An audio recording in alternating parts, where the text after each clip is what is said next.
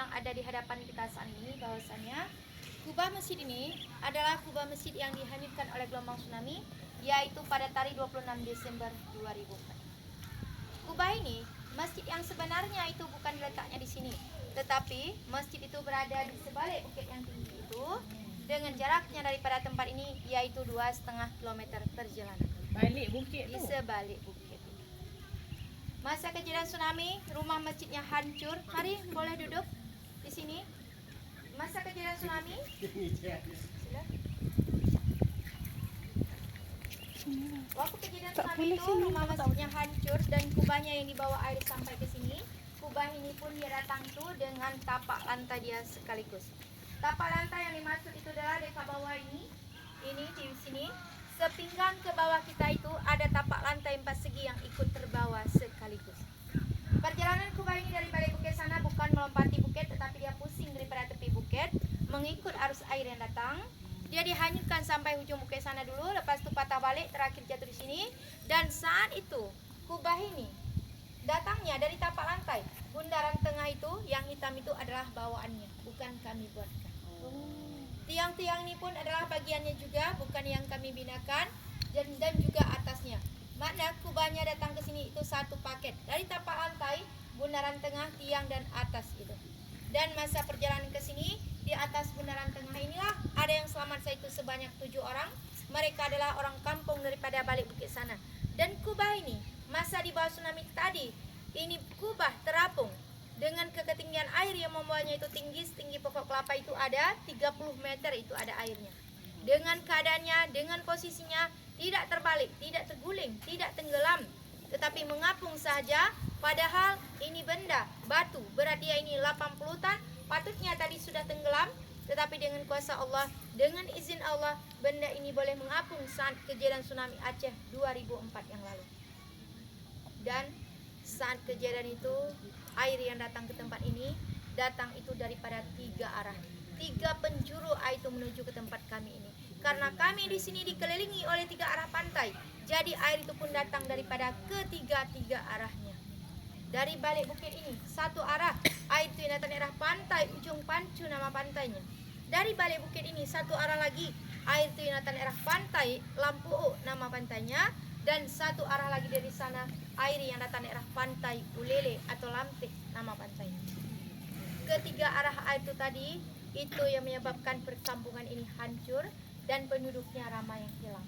Dekat dengan bukit, tetapi saat itu tidak bisa lari menyelamatkan diri ke bukitnya. Dulu di perkampungan kita ini ada penduduknya sekitar 700 orang lebih.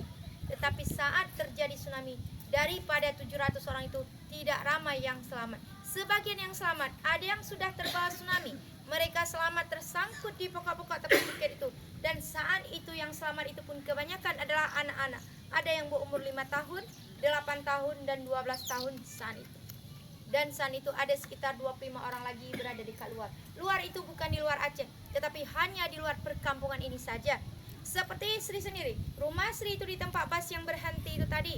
Masa itu umur Sri 19 tahun dan saat itu Sri sudah menikah. Diberi keselamatan oleh Allah daripada tempat ini saat itu bersebabnya sebelum berlaku gempa dan tsunami itu terjadi tidak lama, tidak jauh daripada tempat ini, Sri dengan suami Sri keluar dari sini hanya untuk melakukan persalinan anak pertama Sri.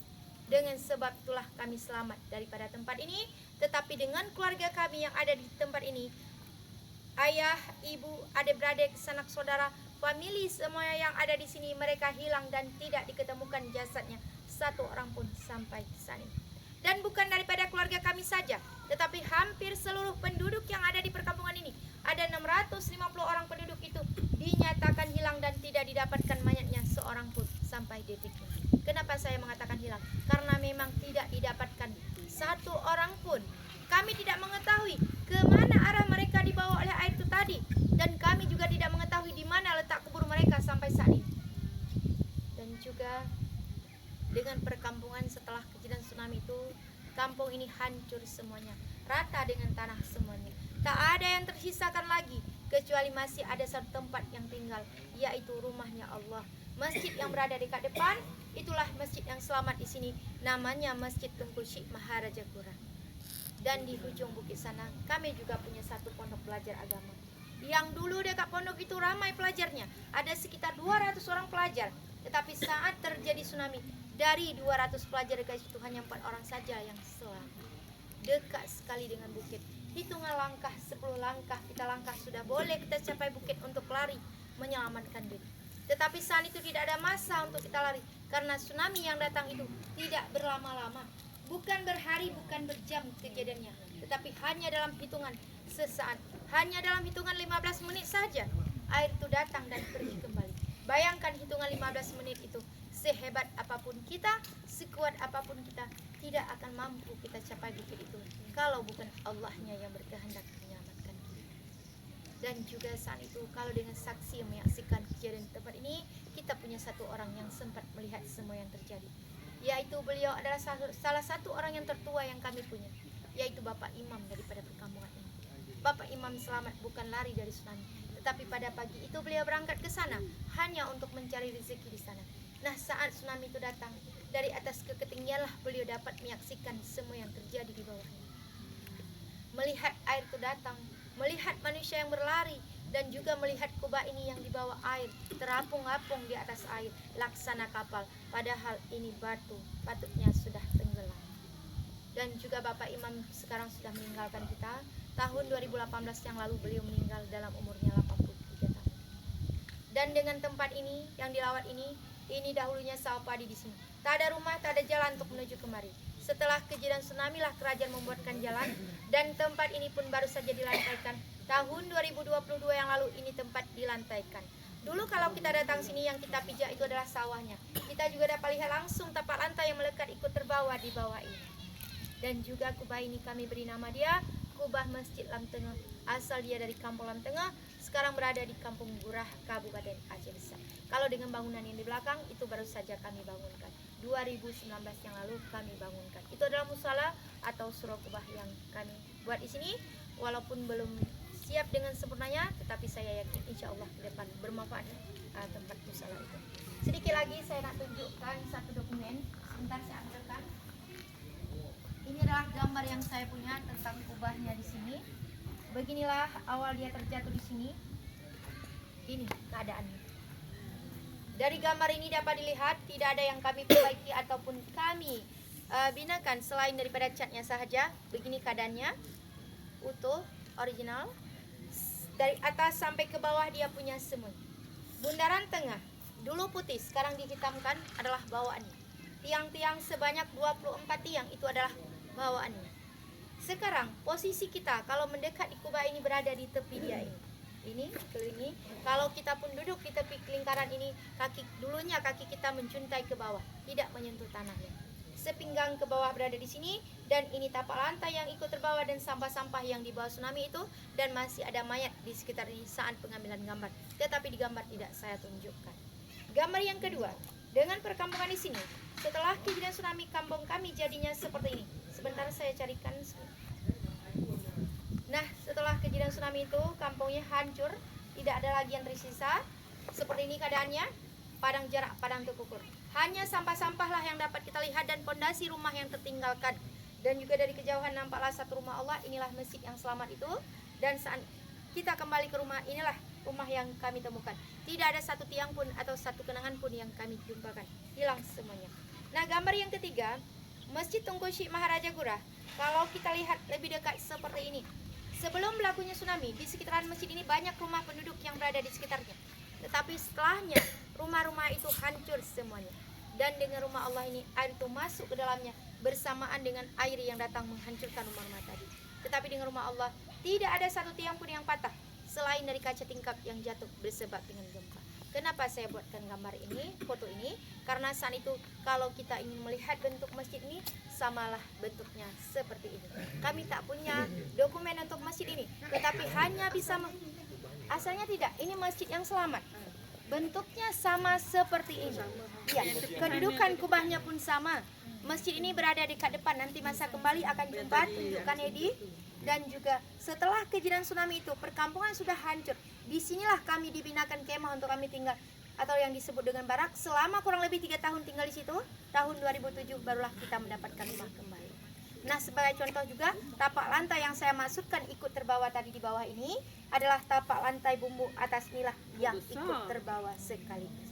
Besar? Besar? Besar daripada ini ya? 80 tan berat dia. Nah, ketiga kenangan ini yang saya tunjukkan ini sengaja saya buatkan sebagai kenang-kenangan yang ada di tempat ini.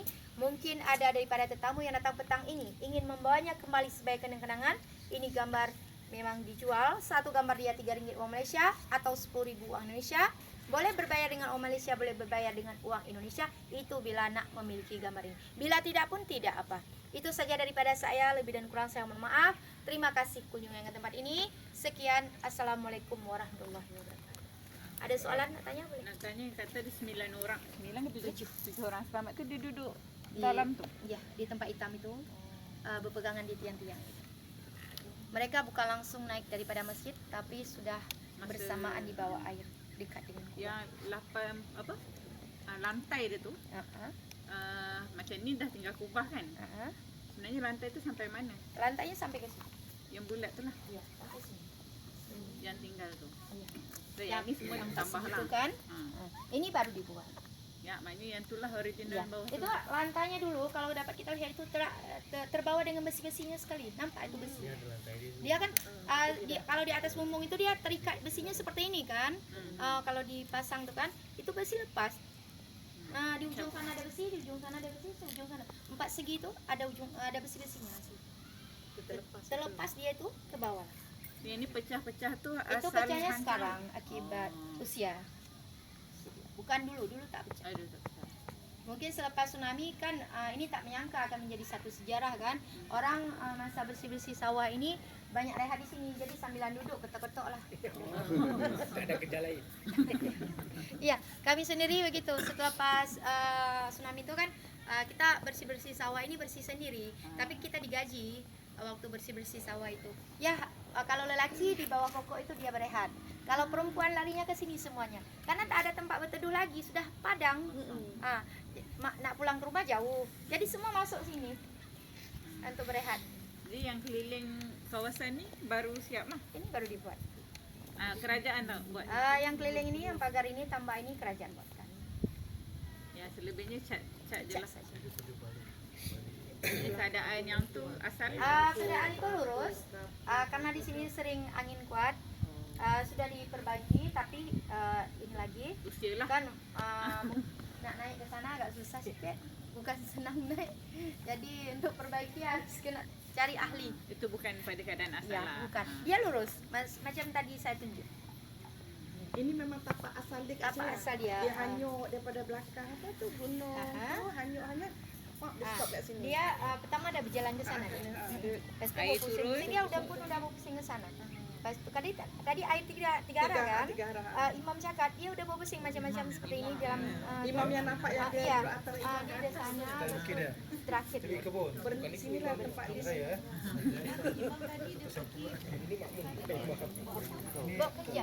Kerja kebun.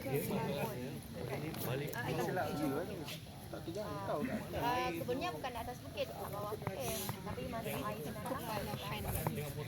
Lari dia ke atas.